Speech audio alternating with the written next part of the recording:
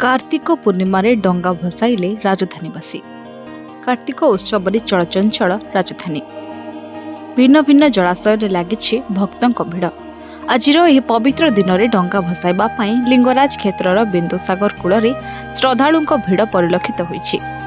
श्रद्धालु माने भक्ति सह धर्म करिबार आस्था ने आम संस्कृति और परंपरा को उज्जीवित करने को जाई पवित्र बिंदुसागर रे आकामा बोई पानगुआ थोई पानगुआ तोर मासक धर्म मोर कही धर्मर एही डंगा को भसाइछंती। परिवार प्रियजनक सह आसी पानी रे डंगा को मेलाणी दे समस्तक शुभ मनासी अरुआ चाउल धूप दीप फूल चंदन दे डंगा भसाइछंती।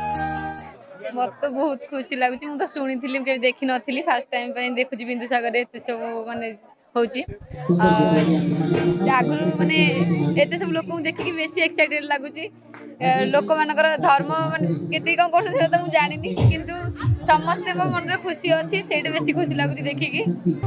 भल लागला आसिलो सकाळ उठिके ठाकुर टिके दर्शन करिवो दर्शन करिवो डंगा टिके भसैलु भल लागला। टिके इच्छा थिला टिके आसिकिरी दर्शन करिया को ठाकुर को डंगा टिके भसैलु बहुत भल लागला।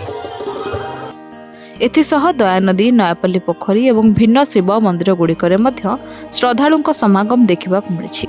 सेहिभଳି एकाम्र सांस्कृतिक उन्नयन परिषद पक्षर बिंदुसागर में प्रस्तुत विशाल बोईत और दयानदीर बोईत बंदाण उत्सव आकर्षणर केन्द्रबिंदु पलटिथिला।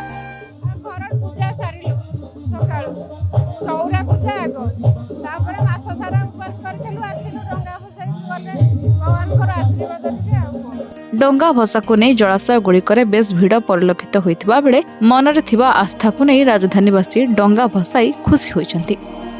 भुवनेश्वर कैमरा पर्सन जितेंद्र ज्योति मंजरी साहू रिपोर्ट सरकार न्यूज।